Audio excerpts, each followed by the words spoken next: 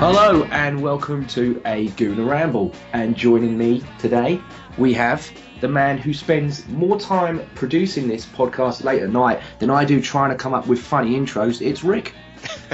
How you doing? Not too bad. I'm good. How are you? Doing well. Doing very good. Good. And we also have a special guest, but he's more sort of a regular now. He's on quite a bit now. It's Mark King. Mark, how are you? I'm alright, JJ. I'd probably say more of an irregular regular. Yeah? Yeah, okay, I'll go for that one. So we have... Yeah, I'm an irregular, so... No I'm good, mate. How are you? Yeah, good. It's, I went out last night, woke up just before the game started, standard, and managed to get a feed that was in English, so that's always a bonus. And it was in HD. They're getting a lot better. I think the Sky prices and the BT prices over here are making a legal feeds that a little bit better, so, swings and roundabouts. But going into the game today, I do my lineup predictor. Boy, oh boy, did I get that wrong. Sorry, guys. But, the team come out, a lot of changes. Mark, you were there. What did the feel of the ground before the game and everything else, what did people think of all these changes? Were they a bit like, oh, God, here we go? Or were they like, it's only Sunderland? No, I think people understand the reason why they had to be made. They weren't that many. I think most people were surprised. I'm surprised that Ospina didn't play. I didn't realise he apparently got injured in the morning, getting out of bed, his groin. No, I think people were pretty chilled about it. I think certainly in the FA Cup, the fans are fairly confident, given the good run of wins that we're on at the moment. And Rick, what about yourself?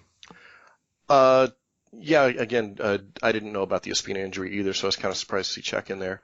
The other two, I guess, minor surprises was one, Debuchy still can't get a game.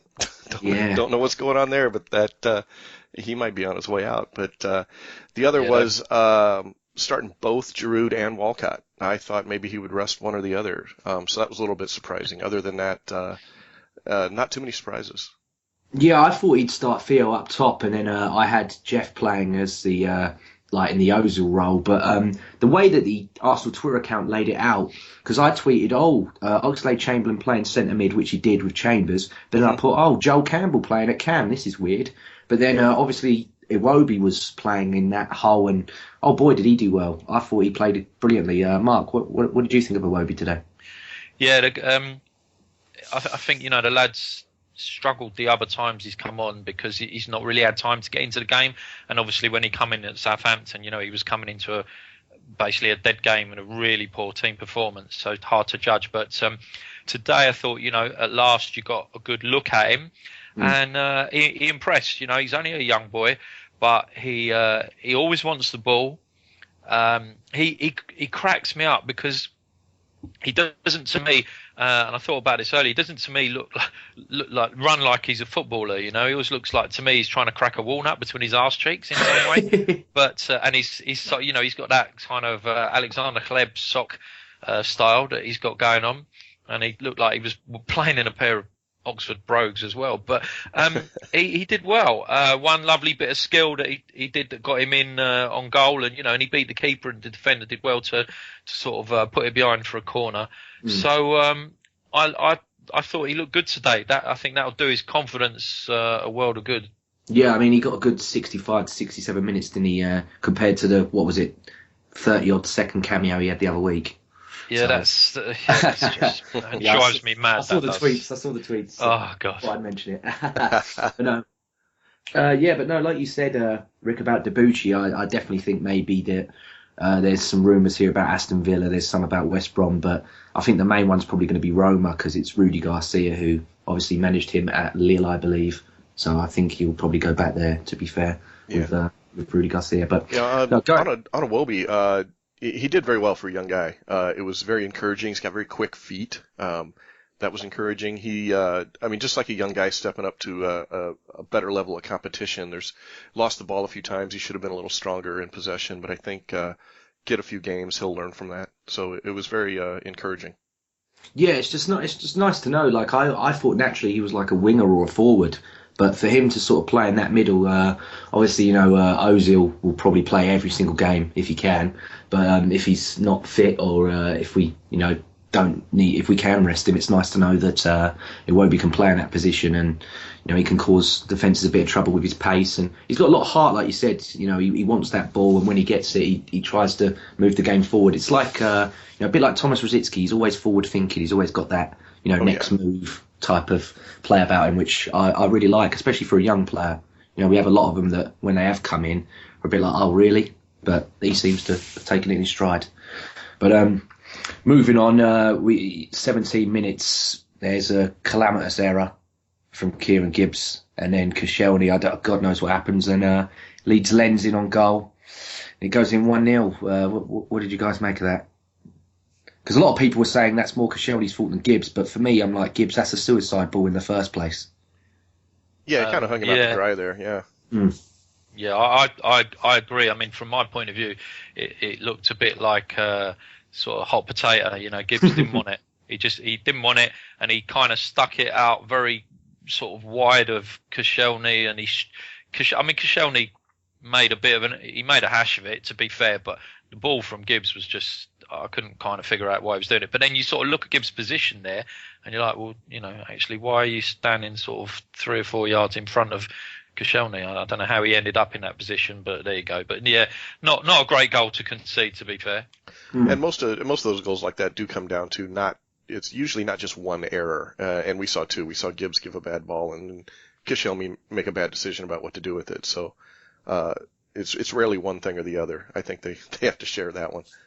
Yeah. Well, I mean, what do you guys make of Gibbs? Because for me, he's a guy where this season when he's come on and played in that wide left of the midfield, I think he looks better there. As a left back, always, I've said it for years, always seems to have a clanger in him. He worries me a lot. I don't know if it's because Monreal's become so much improved and more composed, and we're sort of spoilt in that, or is it, am I being harsh? I don't know. I don't know if you're being harsh. I mean, I think he played a good game, but you're right. Apart from the mistake, I thought he did well. But apart from that mistake, and you're right. His defensive positioning is sometimes he might dive in for a challenge or get a little too aggressive, where Monreal has been more consistent. So he can be a little bit worrying at times, but I think he had a good game. I think it was encouraging. And Mark? I think it goes back to what Tony Adams said in that documentary the other week. He really questions the fact that with some of our fullbacks, have they ever actually improved in themselves? And left back, I guess, we've always, you had Clichy, and I'm not convinced Clichy ever got that much better with us. And poor old Kieran as well. I think he's kind of heading down that route where you sort of think, you're a few years older now, mate. You should have got better than you were, and I'm not convinced that he actually is. And Monreal is, very well justifiably the first choice left back beyond a doubt. Yeah, so it seems that, apart from really Bellerin, who seems to get strides better in defending as well as going forward, but with Gibbs, it just seems like he's steady. Like he's not any better than he was, but he's not really, worse. He's still got that mistake in him, but yeah, I mean, I do think Hector has struggled some periods this season. Yeah, since that injury layoff. Yeah, I think he hasn't had the best of games.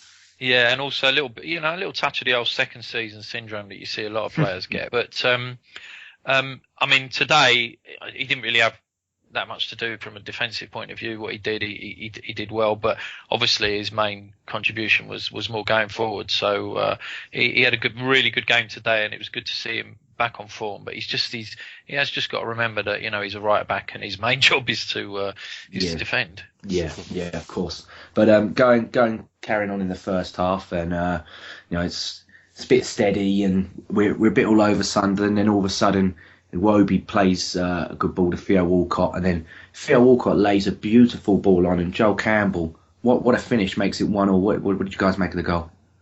Well, I think it was actually a better finish than it was a ball. That it was skipping up on him a little bit. That's not an easy finish, and he made it look easy. And I thought it was a fantastic goal.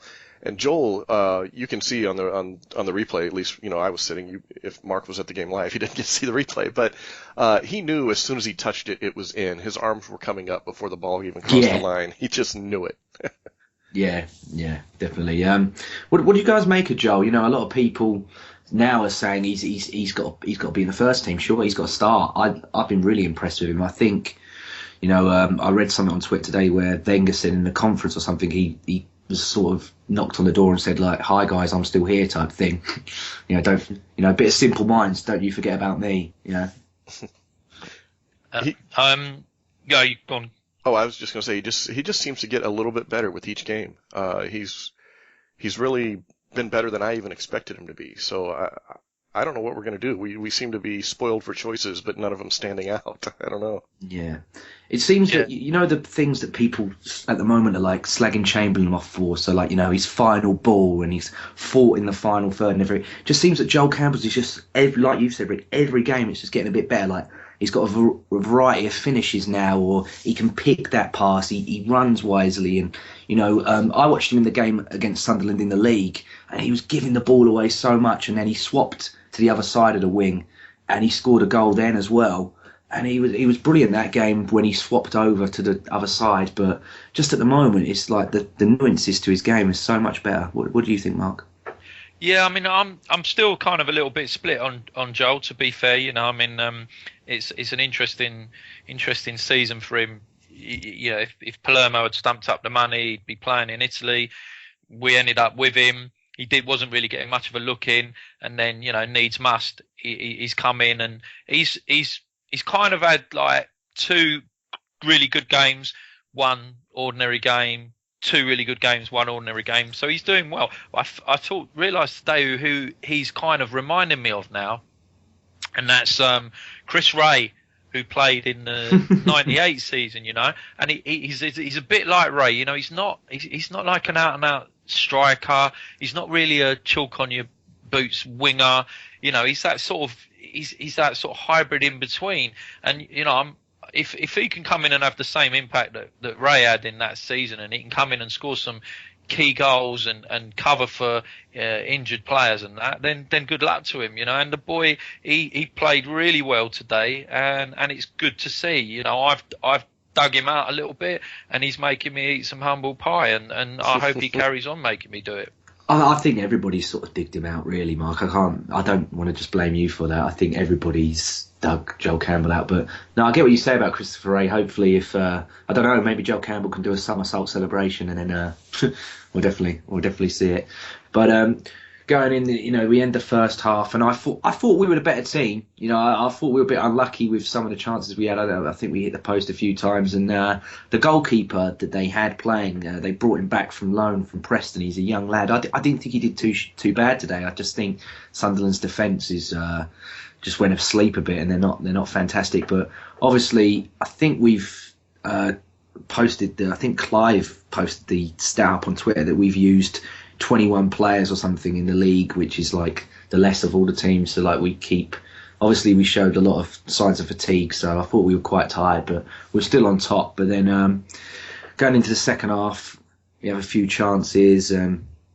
Chamberlain hit the post and some others, and we eventually bring on Ramsey and Arteta, and they really changed the game for me. What did you guys think when those substitutions come on? Go ahead, Mark. Ramsey, yes, because Ramsey's a very experienced player, always wants to be involved, and he's always looking for the ball, and he's always looking to play little passes and try and get in the box. So he was always going to be very different from Iwobi, because Iwobi's a young guy still finding his feet and that. So yeah, I think Ramsey made a big difference. Arteta, everyone knows what I think about Arteta. I don't think it made much difference between it being Arteta there or Chambers there. I didn't really care which one of them it was. I thought Chambers did okay. What I like about him is he wants to try and get forward with the ball, which can be a little bit risky when you're looking for him to play DM. I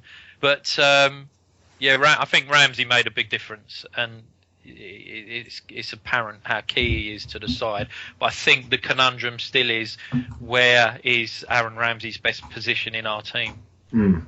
Yeah, that is the deciding one.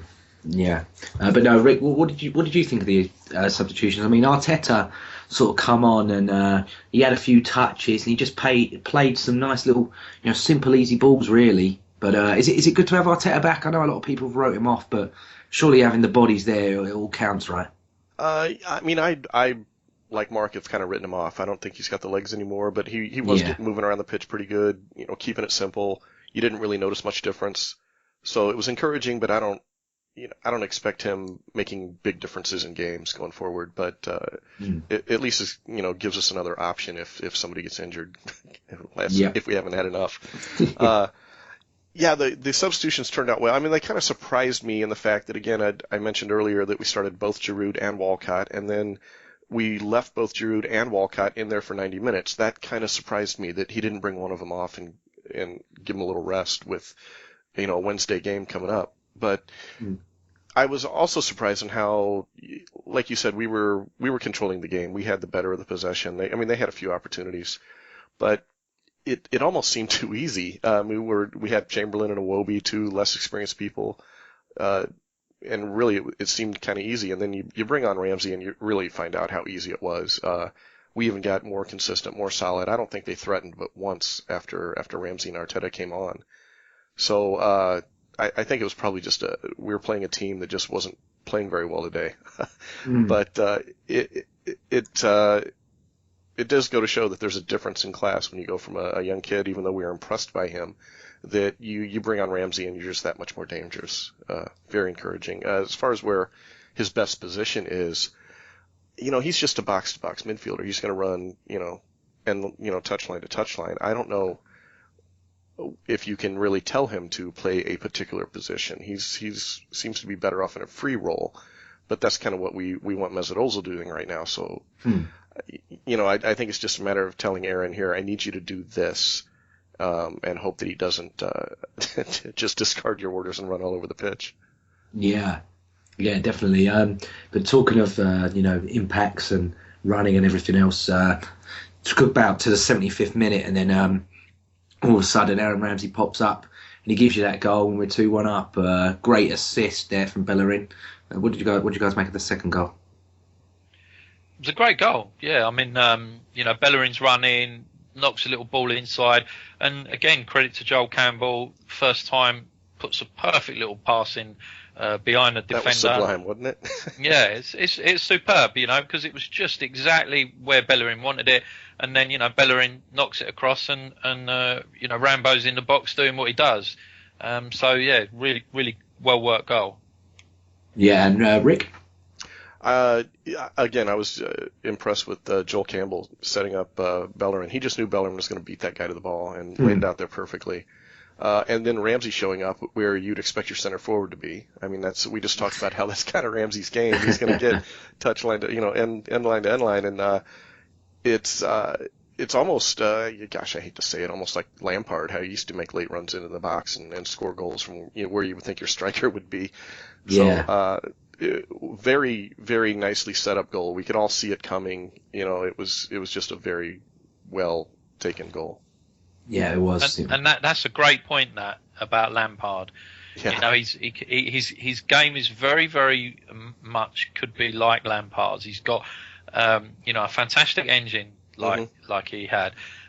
He can finish as well. The only thing I think, if he could learn anything from Lampard, and everybody says this, he just needs to do some of the more simple things and stop trying the flicks and that, And if you look at Lampard, as much as I disliked the fact that he was a Chelsea player, etc. But that's why I didn't want to say it. Exactly. But when you can, now that he's gone and retired and that, when you look back on it, you can see that he was a superb player for them. Yeah. And to get 20 plus a season in his position is quite exactly. Yeah. And Ramsey can be that player, but there's times when you watch him, and it happened today at one point. He's just got a very easy little ball on to Arteta, I think, at one point, and he tried a flick or something, and we lost it. It's like, just keep that part of it simple. Just make that, all of that, just keep that nice and simple, and then just do the passing in and around the box and make the runs that you're making, and try the moves like the excellent one he tried the other day that he just put wide that would have been a great goal. But the rest in other positions in the park, just keep it simple. Just pass the ball nicely. It hasn't got to look fancy all the time. And I think he's he winds me up the way he does it, and the way he won't learn to just kind of cut that little bit out of his game, because I think he'd be such a better player for it. Yeah, like when he first come on, we got that free kick, didn't we? And he could have easily have stroked it along the floor, but he tried like a lofted sort of through ball to, I think it was Joel Campbell at the time. Yeah. And that's when everyone on my timeline was like, oh, fucking Ramsey, you're an idiot. And then as soon as he scores, everyone loves him again. So it's just that typical. I was saying the same thing, James. I thought he wasted that free kick. He was trying to be a little too clever. Yeah. And it turned into nothing. Yeah, it's like I said, like literally, my whole of my tweet was like, oh, fucking, why we bring him on anyway? Fucking useless Ramsey. And then when he scores, everybody loves him. Get the old Piers Morgan syndromes running through people on the old Twitters, but I won't debate much about him. I know a lot of people aren't his biggest fan. But 6 minutes goes by, and all of a sudden Bellerin again lays on a lovely ball to a quiet Giroud today, I thought, and he did pop up and he scores his goal, and he outran Yedlin, who's meant to be this super pacey right back, and he gets outrun by Giroud. So that hasn't done his reputation any good. I don't know if he outran him or just had better position on him.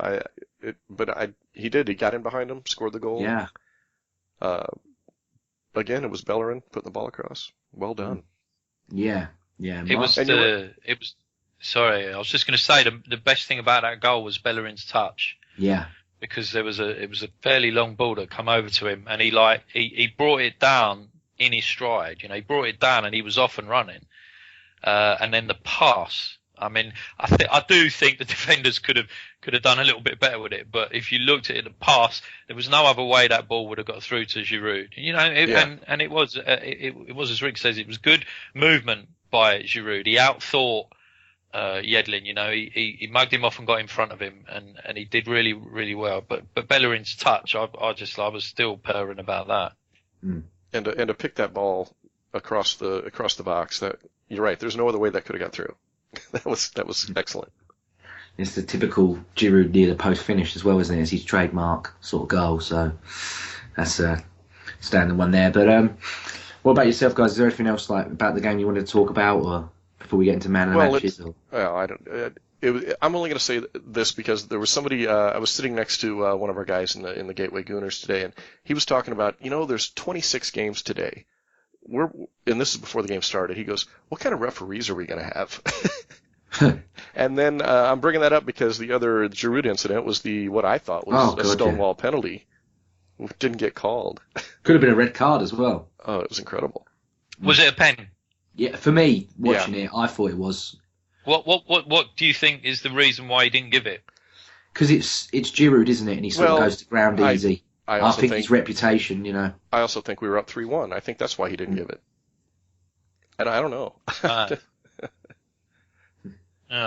Because where it happened, we couldn't really see what had occurred. There were bodies of players in the way and that. So, yeah. I mean, it looked like a pen, but then we were like, there's a reason why he thinks it isn't. So we didn't know whether there was a reason. But Giroud was getting ready to take a shot, really, and Yedlin just took him out. I mean, it wasn't elbows flying or anything like that, but when you come in from behind and take a player down without touching the ball, that's a penalty to me. I don't know.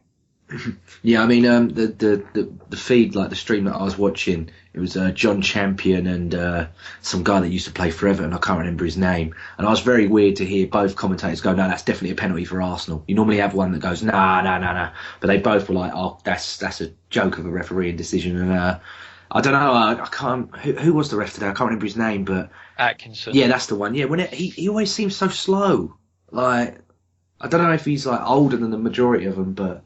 It's like he can't keep up with the rest of what's going on around him. I think he's a dreadful ref. But what did you make of the Ox today? Yeah, I was going to get onto it a bit later on because I know some of the listeners' questions. But no, we could talk about him now if you want. It's weird, isn't it? Like, I don't want to give him pelters because a lot of people are giving him pelters, but it's just that sort of, like we said, there's people there at the moment that have got given chances that he I don't think he's had a big run of games, but he's been here 5 years. It's like, when's it going to happen? Yeah, I think there's people that have grasped it better. We talked a little about that last week too. That he's got all the talent, and flashes of it today. We saw some of that talent, but he just has not progressed. He just has not gone to the next level. And because he has that talent, it's so frustrating to watch. But he's another one who just tries to do too much. Yeah. What did you make of him in the centre, Mark? Because I didn't think him and Chambers in the centre was a good move, because Chambers is still sort of learning, and I think he needed.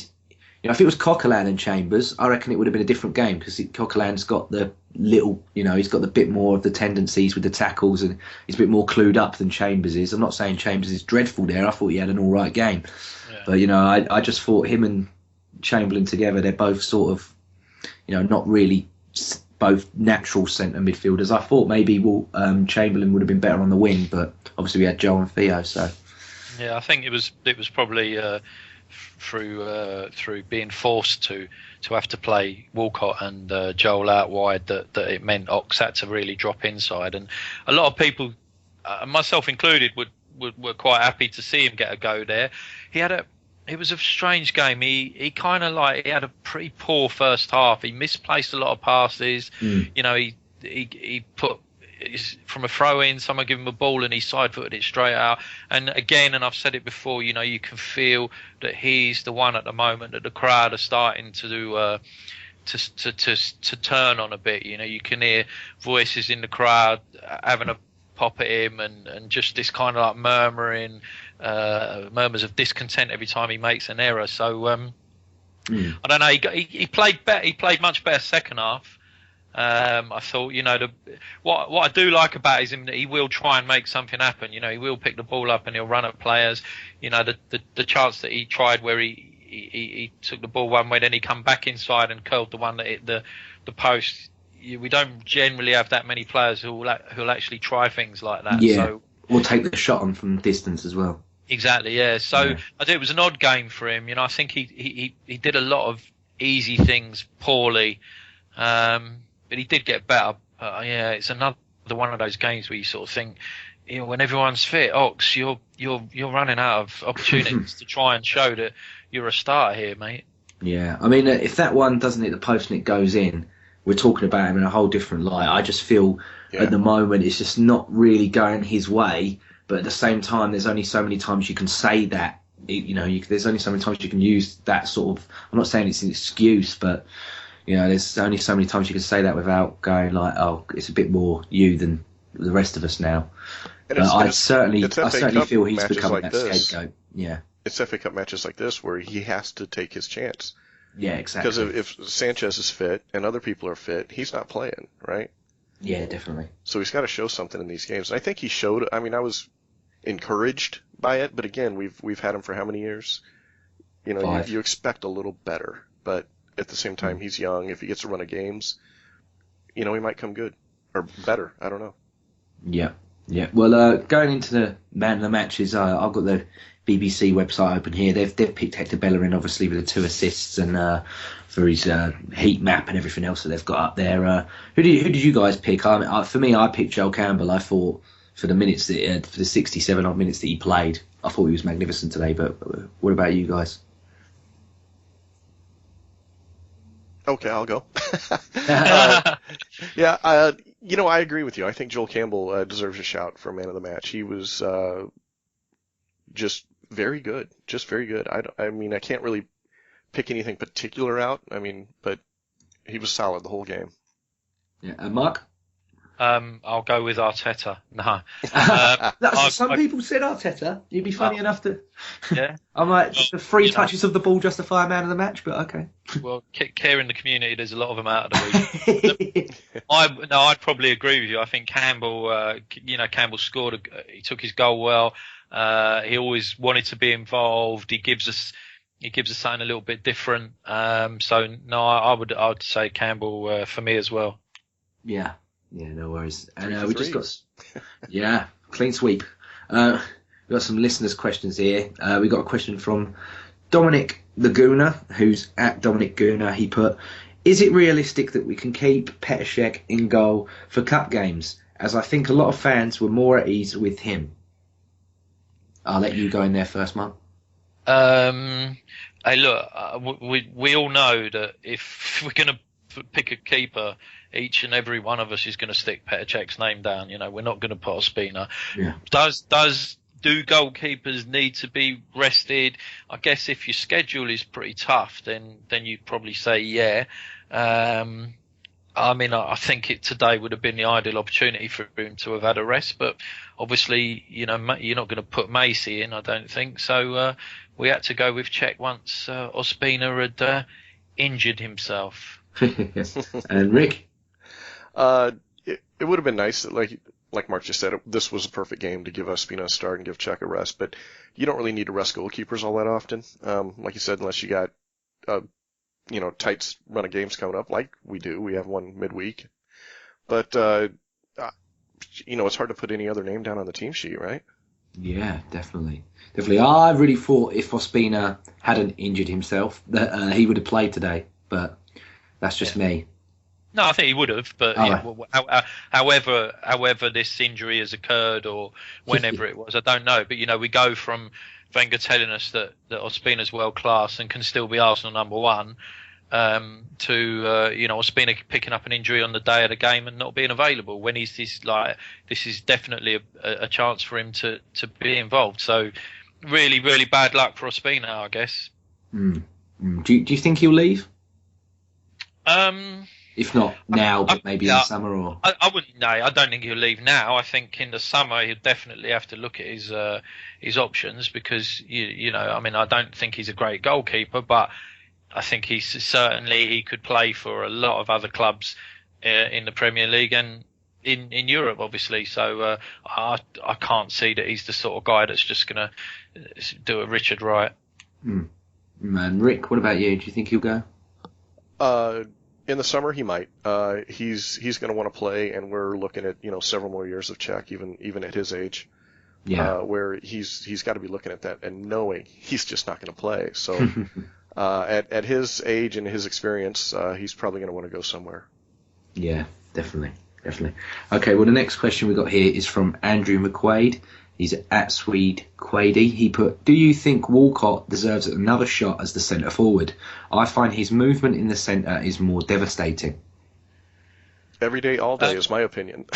Yeah. Go on, Rick. I don't know what else to say. I do like Walcott in the middle. Obviously, it may not be what you want to do every game. You may need to bring in other options, as games dictate. But yeah, I wouldn't mind seeing him on the team sheet at center forward more often. I think the next two games coming up, and I think Clive on the previous pod summed it up perfectly for me. I think Liverpool and especially Stoke, if they want to face, especially Stoke, they want to face the big man, or do they want to face the smaller person that's going to run at them all time? I think they're going to want to face Giroud, but if I'm Arsene Wenger, I'd look at it and go, you want pace out there, especially if Sanchez is back. I'd probably put Sanchez, not maybe in the starting lineup, but if we can get him on a bench for Stoke, that'd be a big boost for me. And I think Theo is the one guy you can put up front that makes defenses and managers and defenses adjust before the game even starts. Yeah. He's got that kind of threat where if, they see Giroud on the team sheet, they're going to go out there, not going to talk about it. They don't have to adjust. So I think he's the kind of guy who's in their heads from the get-go, and that's an advantage. Yeah, definitely. And Mark? Yeah, no, I agree. I think it's between the two of them, because they're so very different, it's a question of horses for courses, so I think certain games suits having Theo up front, as you've said, Stoke. I think, Shawcross and whoever, some other orc that goes next to him would happily face up to Giroud most of the time. Whereas, they're not going to want Theo there. So I think it's a question of mix and match, depending on the opposition and whether you want the opposition to have a bit more space to leave him behind, or whether you want to push him further back. But the other thing as well is I think Ozil probably would quite like to have Theo up front again.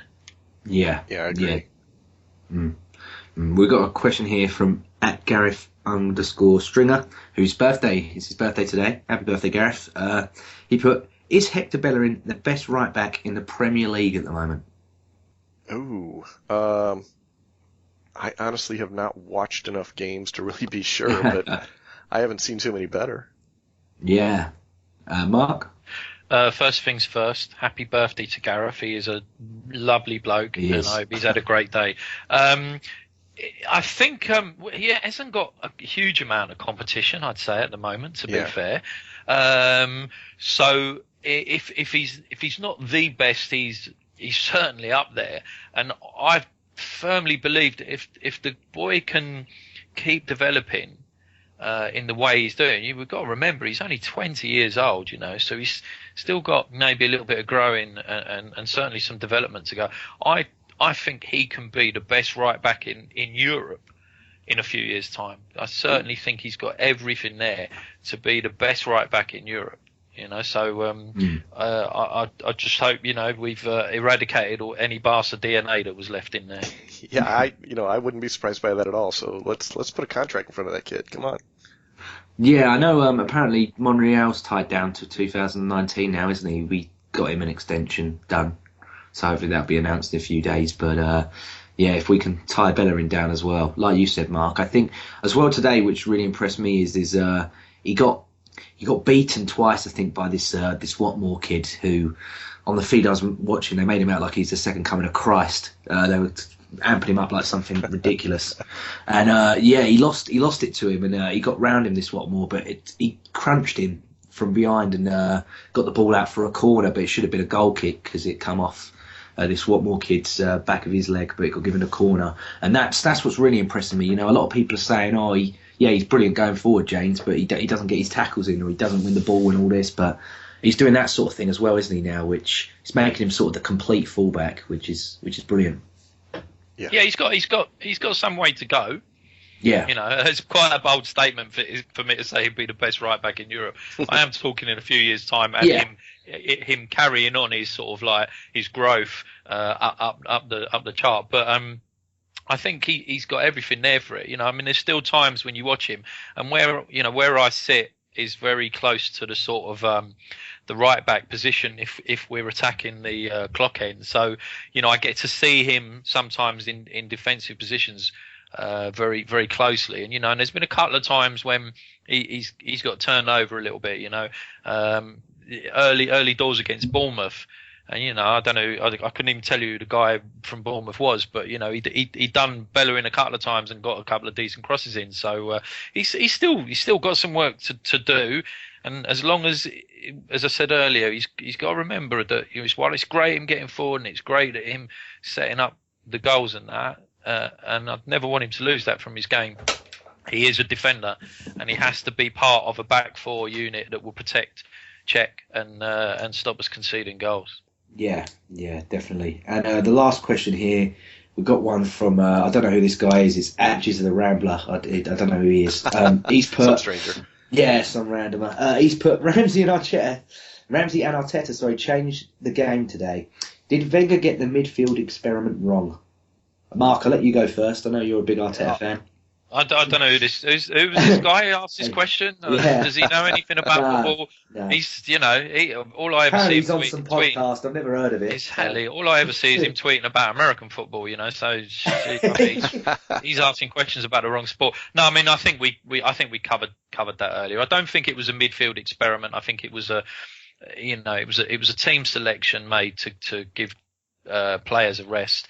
And at the end of the day, players got a rest that they needed, and we won the game quite comfortably in the end. So, no, I don't think anything was wrong, and I don't think they particularly changed the game other than obviously the impact that Ramsey has because of his quality. And I agree. I think he was wanting to get the people some rest, and we got away with it because Sunderland are just not that good right now. And that's my opinion. I think if we were facing a much better team, I think Chamberlain, Iwobi, and Chambers probably would have struggled a little bit more. They might have been exposed a little bit. Yeah, we did sort of write. They're not great, Sunderland. We did sort of write them off before we started the game against them. But they had a chance, didn't they, from a free kick, and it was that Fletcher or whatever with the header. If that's a better sort of forward, Fletcher's scored is it like 2 goals in the last 5 seasons or something? He's maybe a centre forward. And it's always against us, right? Yeah, probably. But if it's a better sort of team, those chances, if we let players in behind like that and from set pieces again, which I always sort of worry about. Although we're getting better at defending them, I think, the last few years. But if that's a better team, then we could have struggled there today. But we bounced back, so that's all that matters. But next fixture, a nice Wednesday trip to Liverpool. Padlock your socks, because if they're not nailed down, they will take them. What are you guys making for this one? I know obviously there's going to be some changes back. Hopefully, the likes of Ozil, Monreal. Do you reckon Mertesacker will start? I think he probably will, won't he? Probably, yeah, I mean, I like Gabriel and Cos, but Wenger seems to, his first choice always seems to be Pear and Cos. So I think Mertesacker will be back, and the guys that you mentioned, and probably Flamini. Do we think we'll see Flamini? I was going to say about Flamini. Ozil said he should be nominated for the Ballon d'Or. Yeah. So he's got to have something about him, hasn't he? Yeah. I think that Ozil's been on the shisha there, mate. I think Flamini's signing his checks. I think it'll be our strongest team, and obviously they're struggling for players. So I think this is a great time for us to go up there, and come away with the 3 points. And I think that would be a real big boost, because it's always a tough game on Saturday away to Stoke. Psychologically, we struggle there a little bit still, so it would be good to come away from Anfield with 3 points as a bit of a booster for Saturday.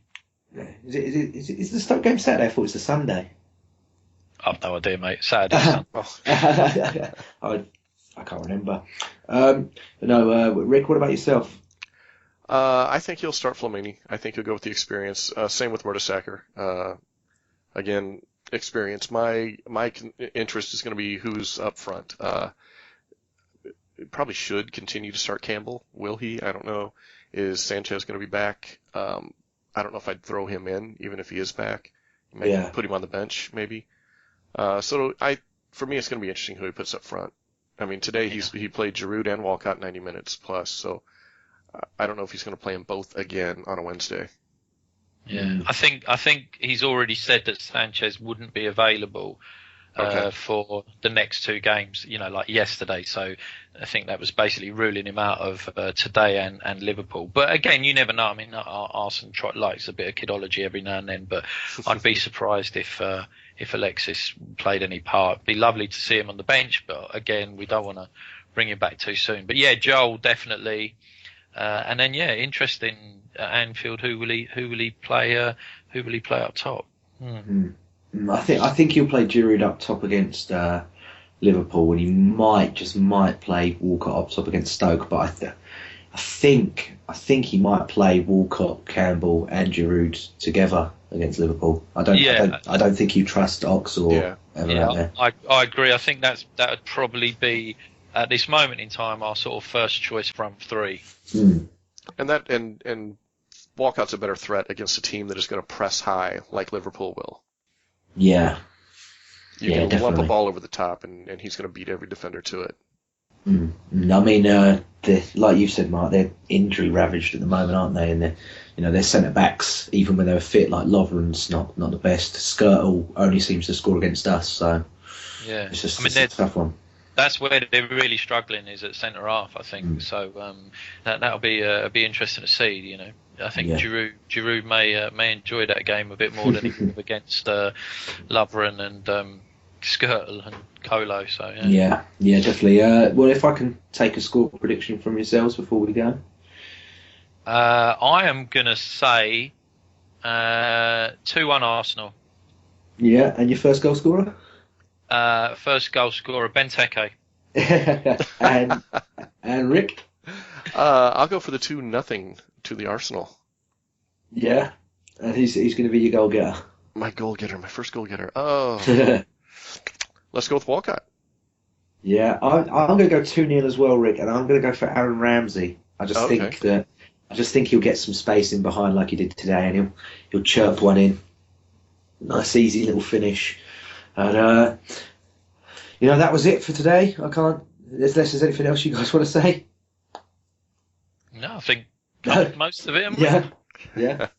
I mean, I would like to talk about Mohamed El Nene, but we haven't signed him yet, so we'll have to wait on that. I don't know. Just as one thing, have you guys seen the clip of the Aston Villa fans and the Aston Villa team getting on the coach? I've seen the one of Mick Richards telling them to calm down, and he's like, "Well, look, we're trying out here, buddy," Yeah. But I haven't seen him getting on the bus. I guess isn't it Joel Campbell times a million or something? I tell you what, mate. Yeah, if people were upset about, get out while you can, Joel. They need to see this clip. It's basically the Villa fans are getting on the coach outside the Wickham ground, and there's a few the Villa players rather, and there's a few Villa fans there, and oh my days, they are giving them some proper old school abuse. To be honest, I've been to Villa Park. And I know a few people that are Brummies, and when they're pissed off, I wouldn't stand in their way. They've got them right up, but I think they're gone, man. They're going down. Well, I think we can talk about our board and our management, but they're really in a bad way, aren't they? I mean, they've got a lot of ex-Arsenal people there, Remy Gard and is it Tom Fox as well. It just hasn't happened, has it? I think they've sold their best players really at a bad time, but you can't keep them, can you? Really, when you're a club that size? No, they're on their way out of the Premier League, I believe. Mm. Yeah. Well, and you know what? Fuck them. Yeah, you won't miss them, will you? It's a long drive.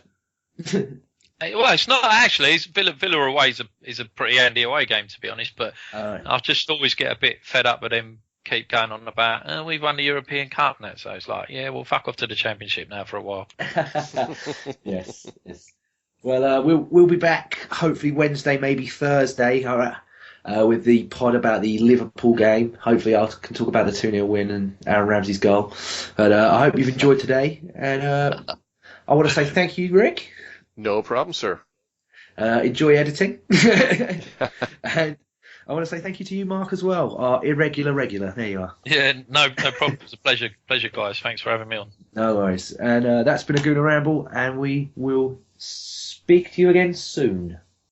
Up the Arsenal.